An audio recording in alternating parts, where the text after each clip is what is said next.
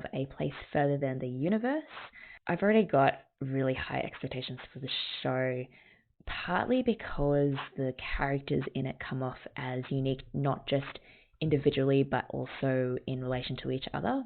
And I love their just good, wholesome, positive vibes that they have going on. We learnt in the last episode, 1, never to trust Shirase's plans because she will only end up pimping you out.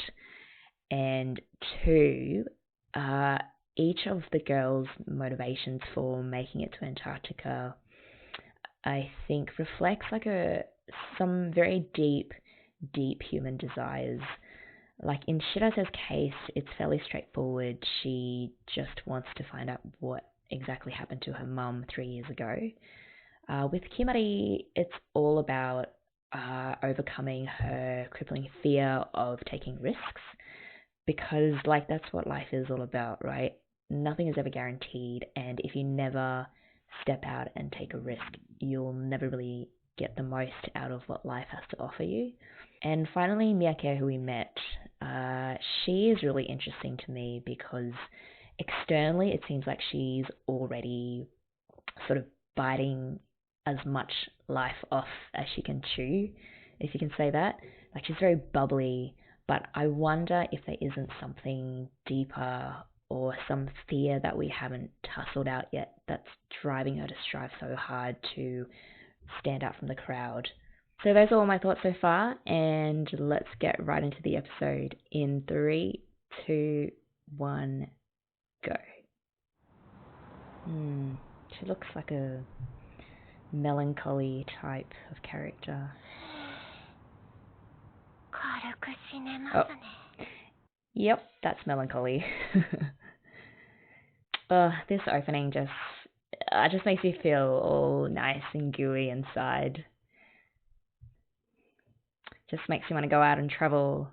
Not during COVID, but, you know, when all of this is over. Oh, I can't wait to actually get to Antarctica. The scenes and the scenery looks amazing. That happened? Oh, okay, so she's gonna be their ticket in.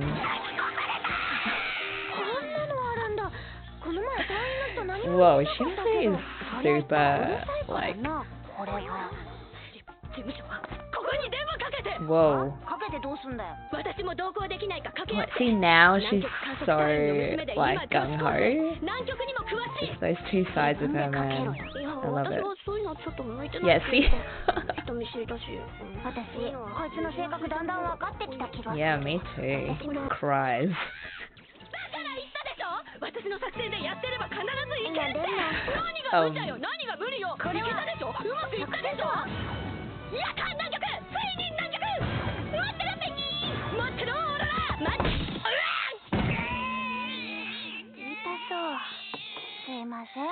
Wow. Yep.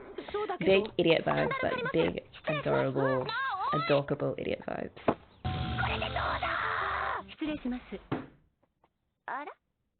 Yeah, I think I would do that too.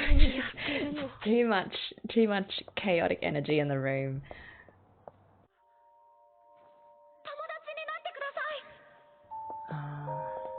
Okay, so I'm getting the sense that she doesn't really have any friends, which is, I guess, what happens to a lot of child actors.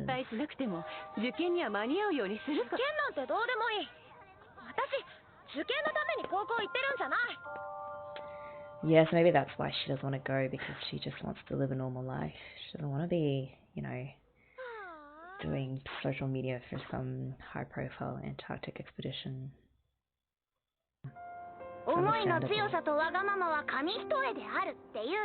Whoa, what a line. Yeah.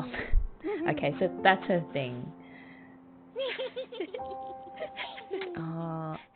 They've known each other for how long? Like a day?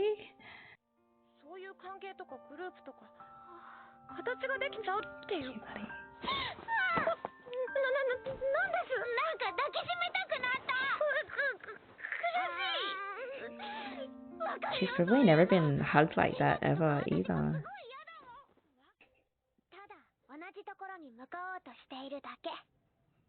Oh, that's so interesting. So they're not quite best friends yet, but they're so united by the same passion that it looks as if they are. That's really interesting.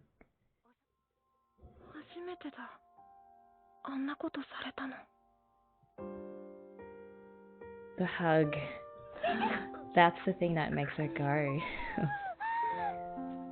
Oh, good on you, Kimari. She's going. This is very sad. But it's going to a good place. A place further than the universe.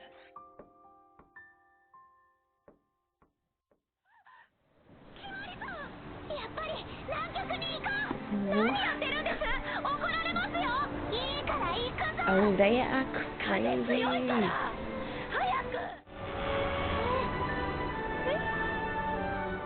What?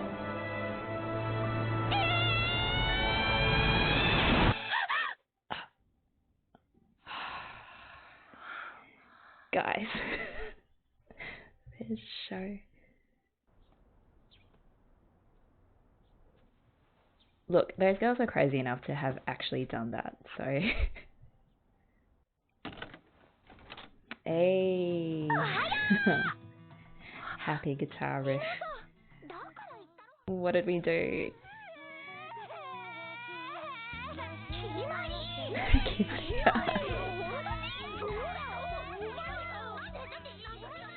Wow, their banter is first rate.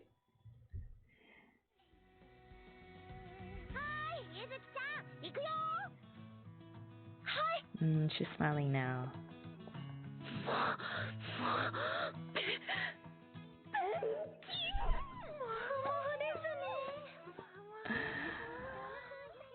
Whoa, just breathe, should I say.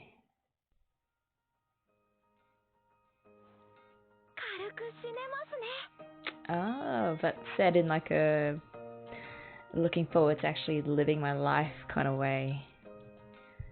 Oh man, that was really good. That was very feel good.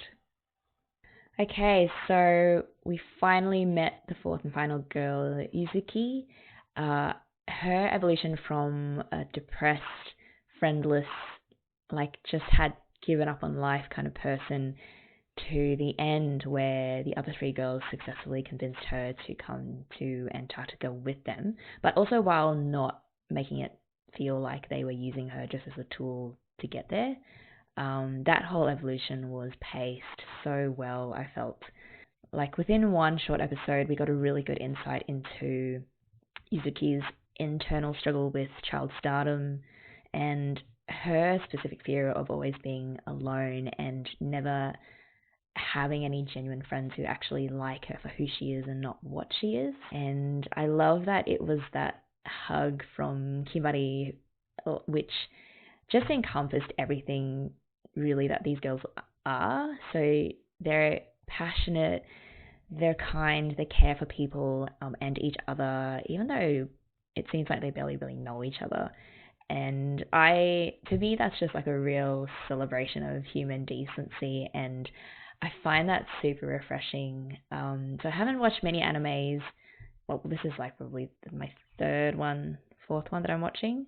And maybe it's the shows that I tend to watch, but a lot of them are so focused on showing like the ugly side of humanity and being gritty, or like the themes are the futility of finding people who are just good at the core. That to see a show doing the opposite of that, and it's not even unrealistic or anything, because despite what we see in media and read about in the news constantly, I believe that most humans are generally good. And I know that comes off as being optimistic or whatever, but I consider myself a realist, and I'm lucky enough to have friends who have validated that view. Of course, everyone has different experiences, and that will sort of color how you see people. And you will always come across assholes in your life, but yeah, it's just never all black and white. If you can't tell already, I really liked this episode on so many different levels. I'd love to hear what you think about it, and I am looking forward to watching the next one with you guys really soon.